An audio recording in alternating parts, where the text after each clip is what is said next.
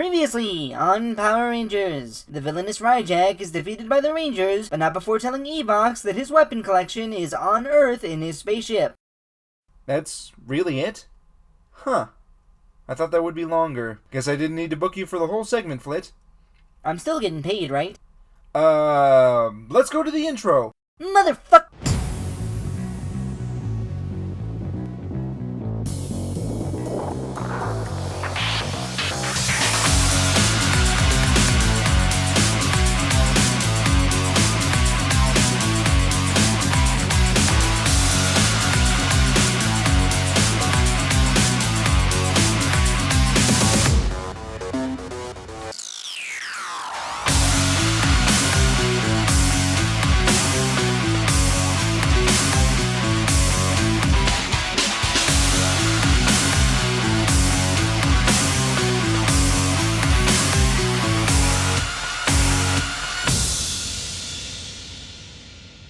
It's good to be back. And now that I'm finally done with that two-parter, we're only a few episodes away from the next big Ranger crossover. I have so many ideas for that one, you guys are in for a real treat. But for now, it's time to focus on this episode, and based on the title, along with that criminally short previously on segment, this looks to be just your run-of-the-mill race for an artifact plot. So let's get this over with, and I'll be one step closer to that epic Dino crossover. This is Power Rangers Beast Morphers, episode 35, Finders Keepers. The episode opens with the Rangers on the hunt for Ryjack's ship so they can get to his weapons first, and luckily Zoe is the first to find it. The Yellow Ranger is told to stay put while the other Rangers head to her location, but when Grid Battle Force detects something else headed her way, Zoe heads to the ship to look for the weapons. Unfortunately, she triggers an alarm on the ramp, causing the ship to self-destruct. While that's going on, Skruzzle also finds the ship just as it explodes, so Roborox and Blazebot are sent out to collect Ryjack's relics. Before they leave, however, Skruzzle gives the general droids Ryjack's reanimizer for backup, since they suspect the Rangers are the ones who blew up the ship. Blazebot and Roborox arrive at the blast zone of the ship, with Zoe just out of sight, and immediately find Snide's sword. How they know it's Snide's sword is odd, considering he's from another dimension, but what's even more bizarre is after Snide's reanimized, he follows Blazebot and Roborox's lead, even though he's not wearing a compliance collar. The villains hide when they see Zoe begin to stir, and when she makes it back to her feet, the Yellow Ranger sees what looks like Keeper looking through the wreckage. However, Zoe doesn't recognize this random alien, and apparently forgot about that whole thing with Captain Shaku, since she slaps a compliance collar on the Mentor without a second thought. Before she can go any further, the other Rangers arrive, so Zoe updates them on the situation. Keeper is then ordered to come closer, at which point the other Rangers recognize him from Ranger History class. So to recap, there's been a Ranger History class this whole time, and you guys still had no idea what putties and Viveks were? Noted. Also, I wonder how deep the Dino Charge section of that textbook is, given the whole destroyed the Earth thing. Man, that must be a bitch to update every year. Anyway, the others are pissed that Zoe collared one of their allies, and plan to take Keeper back to GB so they can remove the collar. However, as soon as Devon puts Keeper in a truck, Viveks hijack the thing, so the three main Rangers morph into action, while Nate and Steel are tasked with getting Ryjack's weapons back to GB. The trio do their best to stop the truck, but more Viveks attack before a dimensional portal opens. Guys, it's a dimensional portal! The Dino Charge Rangers! What the hell? I didn't know this was happening now. I'm not ready. Quick, start the review over.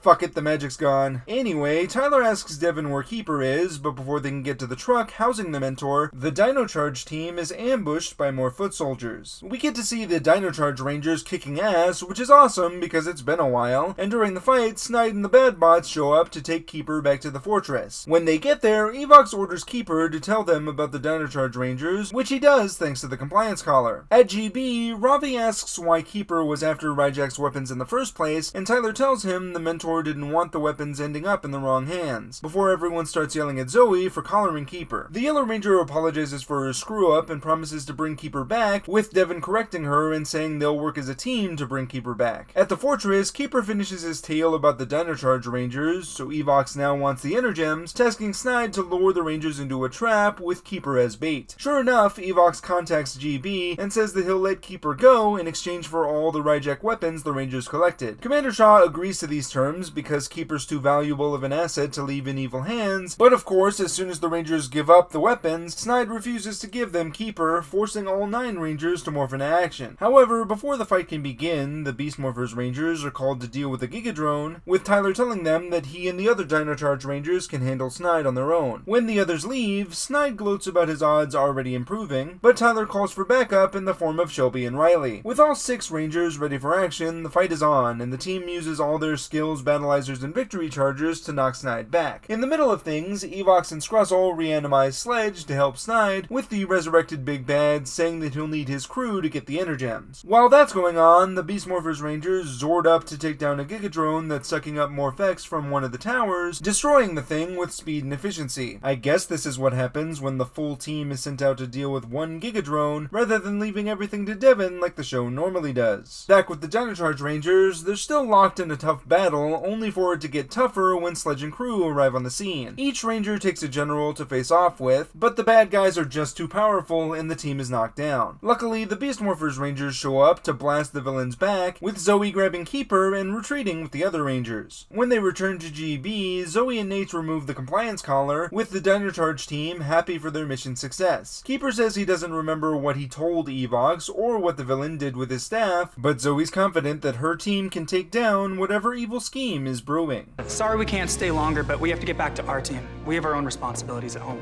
It's been great to fight alongside you. Until we meet again, old friend. Safe travels. Wait, you guys are leaving?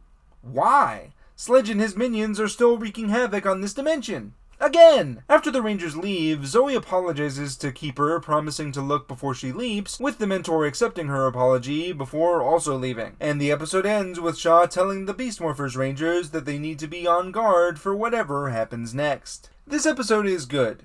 Not great, but still good. The fun stuff here is the Ranger crossover that totally blindsided me. It was great to see the Dino Charge Rangers together again for the first time since their show ended. And by full team, I of course mean the main 6. I'm sure we're all dying to know where James is, since he was with Tyler the last time we saw him, but based on that guy's track record, he probably wanted to find Ryjack's weapons by going on some sort of unrelated vision quest in the mountains or some shit. Anything to avoid spending time with your son. Terrible parenting aside, I do love that the plot of this episode focuses on the Rangers trying to save Keeper from the forces of evil. But therein lies the biggest flaw. When you really look at it, this is just a Dino Charge episode that happens to take place in the Beast Morphers / main Power Rangers universe. Not helping things is that all the Dino Charge villains are also here to be used as muscle by Evox to fight the Dino Charge team. Even though we got an epic fight scene out of it, where the Dino Charge Rangers go one-on-one with the General, this was still slightly disappointing because the show made the villains act out of character just so they can contrive this situation to take place. Sledge and Snide are way too quick to help out Evox and his gang. Sledge I sort of understand because he is a bounty hunter and Evox does dangle the Energems in front of him, but at the very least there should have been a moment where he mentions to one of his crew that he plans on double-crossing Evox just to make that whole thing more consistent with his character. As far as Snide is concerned, well, he is a character that is singularly focused on world domination, and he has a history of attacking first to get what he wants. Remember, Snide has always been hyper-violent, and the only reason he doesn't destroy the Dino Charge Rangers as soon as he meets them is because Heckle holds him back. However, in this episode, Snide blindly takes orders from these people he's just met, and doesn't even go into business for himself when the Rangers escape at the end. You'd think that Beast Morphers introduced the compliance collars to get around character inconsistencies like this, but nope, those props don't go well with these costumes apparently. So now the purpose of the compliance collars is to drive the moral lesson in the B story. The only part of any of this that is completely Beast Morphers related is the subplot, where Zoe learns not to jump to conclusions, which I wouldn't mind so much if it wasn't the exact same lesson that all the Rangers learned during the Captain Chaku two-parter that just ended. I guess the writers felt that Zoe was unconscious through some of that, so maybe she just needed a quick refresher refresher to drive the point home. To make matters worse, the episode treats her emotional journey with all the enthusiasm of a light breeze. It really feels like the episode couldn't meet the full runtime with all the crossover elements in place, and since Ben and Betty aren't here for whatever reason, Beast Morphers decided to throw in the subplot to pad things out. Overall, the more I talk about this episode, the more I realize how bad it is. However, I am still going to give it a recommendation. It's been a while since Power Rangers had a proper crossover with just 2 teams, and I enjoyed it despite the many gripes that I had. This is just good turn your brain off entertainment, so as long as you can do that, I say give it a watch. Let's just hope the 4-team crossover is better when we finally get to it. I'm Nick, aka IronBat1993, and may the power